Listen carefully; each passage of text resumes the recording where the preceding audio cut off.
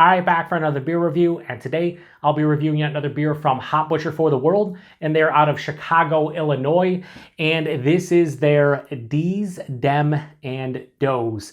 So they're calling this one a Simcoe, Motueka and Belma-hopped IPA. Comes in at 6.75% alcohol by volume. No IBUs listed in time of review. This can is just over 3 weeks old. And I'm going to give a huge thanks and shout out once again to Hop Butcher for this beer. So big thanks to them. In the description box, I'll post a link to the beer mail video I did that contains all the goodies they hooked me up with. And this time around, they sent me 5 brand new beers that I have never reviewed before. This is the first of the 5. And I am super excited for many reasons. First of which, I don't think I've had a hop-forward beer with the hop combo of Simcoe, Motueka, and Belma. On top of that, I love the label. I love the name. Very simplistic label, but the name... Now, somebody out there can correct me if I'm wrong, but I'm pretty sure that Hop Butcher is like paying homage to like the Midwest accents that some people have. And it's fantastic. Dese, Dem, and Dose. These, them, and those.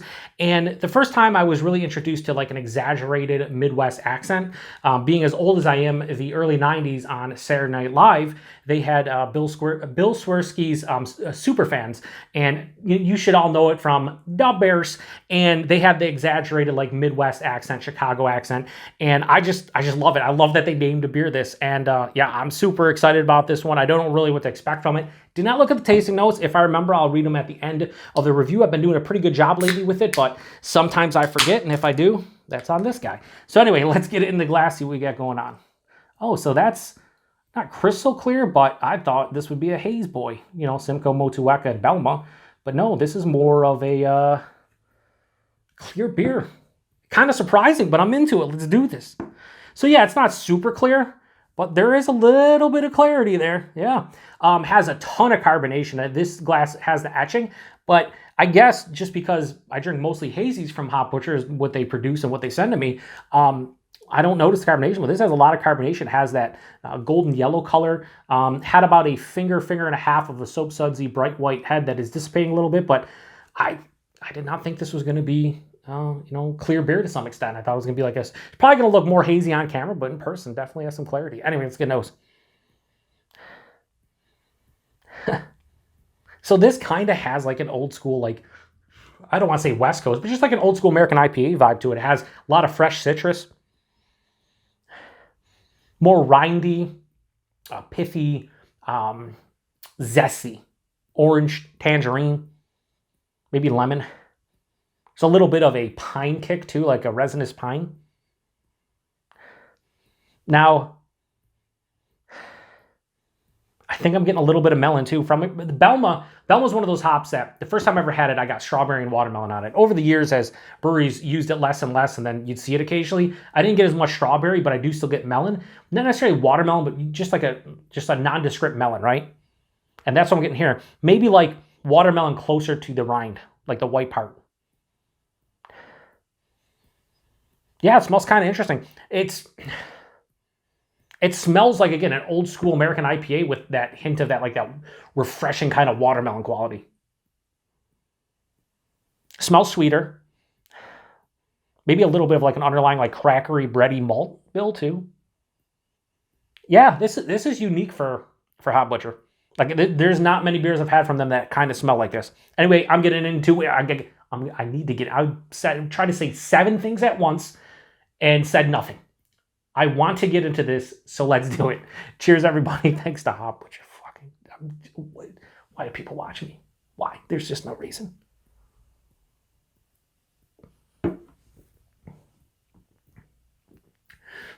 That has an old school feel to it, really does. That's nice. It's somewhat refreshing too. Like, it's almost like an old school American IPA, but not with a like overdone bitterness to it. Body's like lower side and medium, maybe a little thin at 6.75%, but I think that adds to like the refreshing, quaffable nature to it. The mouthfeel, this is an old school mouthfeel. This is not the new school, crazy, soft, creamy, you know, super smooth Hop Butcher beer. This is old school American IPA vibes. This is, you know, crisp on the palate, very crisp. Spritzy, lots of carbonation, moderately carbonated, maybe even a touch over. Really nice. The taste, the nose kind of follows suit. Right at the forefront, a lot of citrus, rind, pith, zest. It's not the juicy innards of the citrus fruits. It's more of like the rind, maybe a little bit of orange zest, maybe like a grapefruit pith, stuff like that. More of like a bittering kind of zesty kind of feel to it. Halfway through the palate, that watermelon hits, and it's not, when I say watermelon, I'm saying like, it's not like a watermelon Jolly Rancher, so it's not fake, and it's not like you just bit into a fresh watermelon. It's kind of like that refreshing, again, closer to the white part of the watermelon where you're losing the sweetness of the watermelon, and you're just getting kind of like an earthy kind of sensation, but it's still refreshing. That's kind of what I'm getting watermelon-wise. Maybe even a little touch of,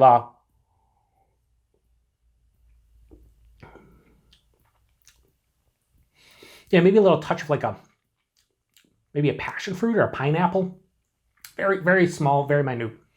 The finish, though, it has a big earthy pine presence, but this beer is not like even moderately bitter. It's like mild to moderately bitter, more approaching moderate, but it doesn't have like a big gripping bitterness. It's definitely bitter. It's not overdone. So the pine itself has like a resinous pine feel, but it's not like a bittering kind of like piney sensation, like chewing on pine cones or anything. Definitely semi to full on dry. So this beer isn't too sweet. It's not too dry. It's not too bitter. It has a great balance. If anything, I'd say it leans more dry than anything else, but 6.75%, you can't tell. I really like this beer a lot. Like when I poured it out, I was like, okay, we're going old school kind of to some degree. And I'm drinking it. This is kind of like an old school IPA, but with some new school influences, that being like the watermelon, a little bit of pineapple and passion fruit I'm getting. I love, this would be like what I want out of like an old school, like West Coast / American IPA, where the bitterness is toned down a little bit, but it's still there and it balances out the beer, right? That's what I want from some of the hazy. So I'm glad that that is happening here. I like this a lot. Yeah, put everything together, the label, the name of the beer, and the taste and everything, and I really like this. So I have no problems giving a Dese, Dem Dose from Hop Butcher we're going to go low 4.25 out of 5. We'll go 4.2. Really fucking good beer. And I love that I do this, to get a lot of times get the thumbnail for YouTube. Sometimes I use this, sometimes I don't. I use this for when I post on Untapped. But for this specifically, I always look at the tasting notes at the end so I see them and then we can go over them. So tasting notes. Fresh berries. I guess. I don't know. I guess. Like, I'm fresh berries. Nah, I didn't get any fresh berries. Sweet pine. Yeah, I see that. Like I was saying, it's not super bittering pine. It's more of like a resinous pine. Yeah, I could see sweet pine because this beer is, again, very balanced, I think. So sweet pine makes sense, and then citrus pith all day long. Like I said, pith. Like I said, what? Rind, pith, and zest. So I covered my bases there, but seriously, yeah. So those two, yes. Fresh berries, no. I would say more like, again, refreshing watermelon, maybe like tropical, whatever, fresh tropical. They put a lot of different ones, but the fresh berries I did not get whatsoever. Price point availability, I think most people like Ross out there who watches the channel, others have told me I think these are like $14.99 a 4-pack, something like that. 15, 16 bucks a 4-pack. We'll say 14, 16 bucks a 4-pack. That's a good price for something like this. And availability, Hop Butcher, if you're in the Chicagoland, you can get your hands on them. If you're outside of Chicago, depends on where you live. A lot of people are seeing drops of their stuff. Their half-acre facility should be opening sometime in the near future.